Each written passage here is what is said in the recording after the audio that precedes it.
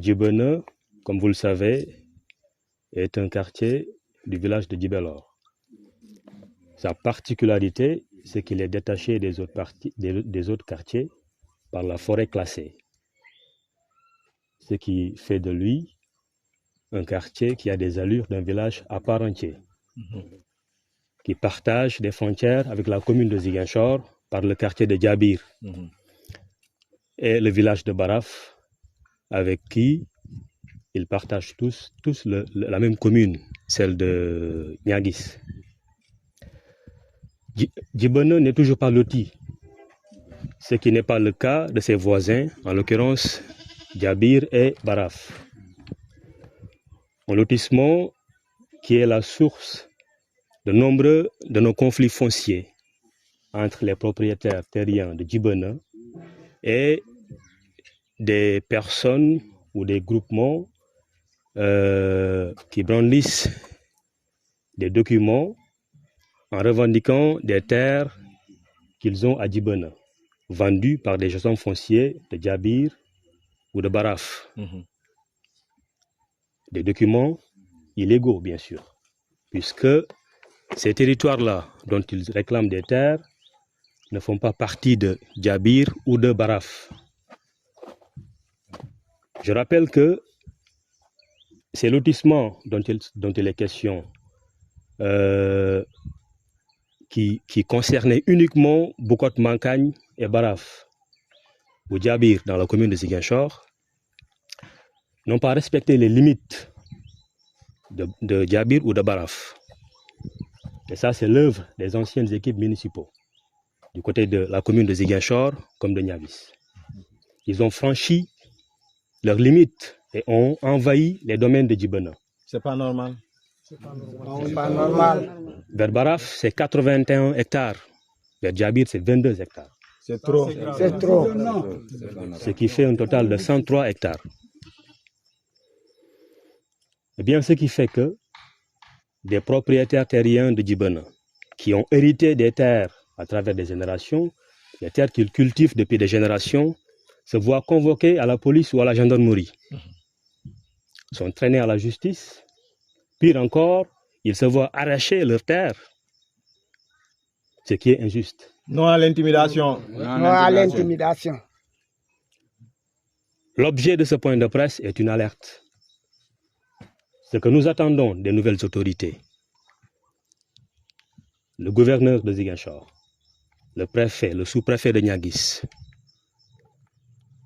et leur supérieur, je parle du président, son Excellence Bassirou Diomaye Faye, son Premier ministre, M. Ousmane Sonko, eh bien, c'est d'intervenir, c'est de suspendre ces lotissements qui se sont faits dans les domaines de Djibouti injustement et de rétablir Djibouti dans ses droits, de poursuivre les suspensions qui se font un peu partout dans le Sénégal, de le faire aussi à Ziguinchor. Djibouti fait partie du Sénégal. Hein? Ce qui se passe à Ziguinchor, c'est ce même bamboula foncier qui s'est fait un peu partout au Sénégal, ou pire même. Donc il faut qu'ils interviennent pour que ça cesse. Et enfin, il faut que Djibouti soit loti. Un lotissement qui se fera dans l'intérêt des populations et non dans celle d'une personne, d'une tierce personne ou d'un groupement quelconque, au détriment des populations. Pour que, eh bien, Djibouti puisse être électrifié.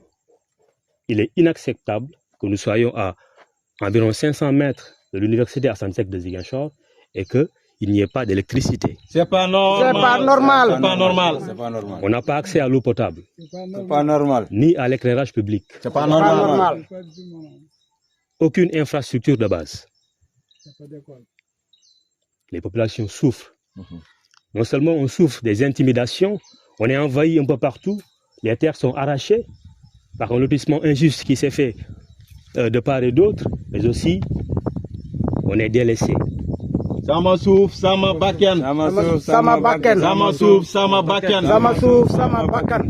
Je voudrais dire que pour finir, les autorités ont la responsabilité de conserver la paix qui existe entre les quartiers que je viens de citer. Ah oui. Ah oui.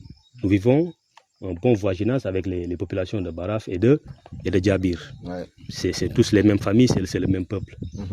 Donc il ne faut pas que des erreurs qui sont commises par les anciens régimes ne soient pas corrigées par le régime qui est là, qui appelle au Djoub, Djoubal et Djoubanti. Baraf Djibana am nañu problème suuf wax dëgg yàlla te loolu nag duñu wax équipe bu bees bi nekk mairie de Niaguis moo ko def mais l'état c'est une continuité la te ci problème bi ñu ngi ciy wax gouverneur na ci dox ay jéego préfet Ziguinchor sous-préfet Niaguis ak municipalité Niaguis bi même si bu fekkee du ñoom ñoo defoon lotissement bi mais xam nañ ci lu bëri nañ ci dox parce que li ma leen di wax mooy Ziguinchor buñ koy lotir malheureusement bu fekkee ñi joxoon information ñi doon lotir baaxul dañoo dugg ci Djibana laal fa presque 20 hectares boo demee nag ci li nga xamante ne mooy lotissement Baraf bi nga xamante ne moom jur na ay coow yu dul jeex moom lu mu jël daanaka jël na presque lu ma téeméeri hectares ci suuf Djibana bi parce que malheureusement kuy ñëw lotir moom xamul délimitation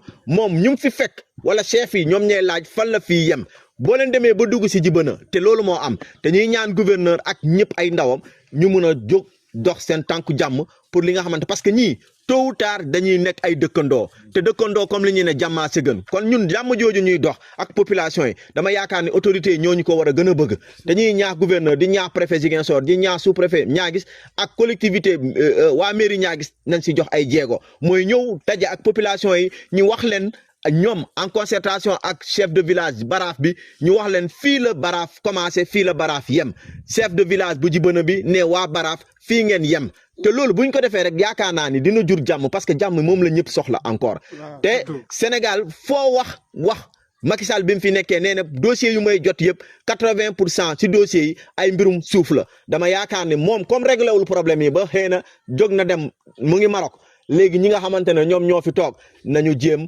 ñoom buñ fi nekk di lim problème yi mais nañu régler problème yi te loolu la ñuy xaar si ñoom parce que ñoom seen compétence la ñoom ay inspecteur impôt et domaine lañ xam nañ ci wàllum suuf donc président de la république jël na ay dogal moom ak premier ministre ñu bloqué ay chantier yi nga xamante ne ci littoral bi li nga xamante ne ñëpp ko bokk ay ñaari nit bu ko féetale seen bopp wala téeméeri nit bu ko féetale seen bopp sur 18 millions de population de sénégalais loolu moo am fii tamit te ñuy wax ni nañu bàyyi tamit di convoquer ne ni ay police ay gendarmerie ay parquet di leen intimider boo waxee ñu ne ñii kayitu ñu yor ay kayitu légal la ay kayitu légaux la parce que lan la parce que ay attestation cadastriale te loolu nag dinaa si juut baaraam tuuma ñi nga xamante ne ñooy impôt domaine ak waa cadastre di ne chef de service cadastre bi balaa ngeen di délivrer ay attestation cadastriale mais na leen leer d'abord ni lotissement boobu am na beneen bi mooy balaa ngeen di délivrer ngeen xam espace bi ngeen di délivrer nii kayit bi fan la nekk mais malheureusement ñoom dañuy am ay attribution ñu ne ñu jox nañ la attribution nga dem fay impôt domaine nga fay fa xaalis bi du xaalis bi moo war a gënal ñëpp nan la moo war a gënal ñëpp mooy jàmm ji nga xamante ne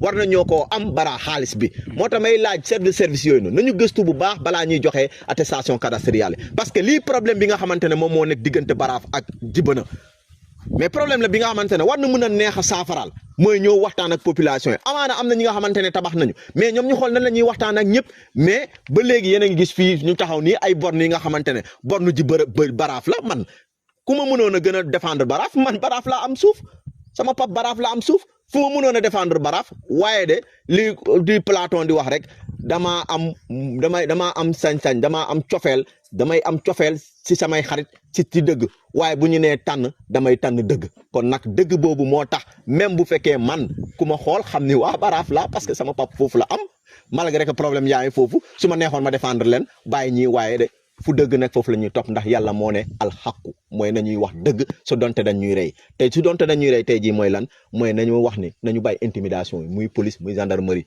nañu bàyyi intimidation yi encore une fois de plus bu ku dem bay wax ni kii kayitu cadastre la ñu indi waaye da ngeen a fàtte si droit Sénégal ni dafa am droit de H mooy ki nga xamante ne le premier gi nga xamante ne moom moo dëkk si suuf si waaye boo leen ñëwee di indi ay kayit yi nga xamante ne ki nga xamante ne léegi la doog a ñëw ñu jox ko si suuf ki nga xamante ne maamaati maamam yi foofu lañ doon béy ay la yu ween kooku nag boo leen ko defee def nañ lu ñaaw te lu ñaaw noonu nag la ñuy éviter pour ñu def ko di wax nag nañu jéem a saafara problème bii nii parce que nag bii mooy unième fois ñu ngi wax ci problème bi mais day mel ni gars yi dañoo jox ndox bu bon bi te nag lu ñuy ñaan nag mooy nañu jël coton tige fomp noppi ba nga li nga xamante ne li ñuy wax dinañ ko dëgg ba mën koo jëfe ndax loolu la ñuy xaar ci ñoom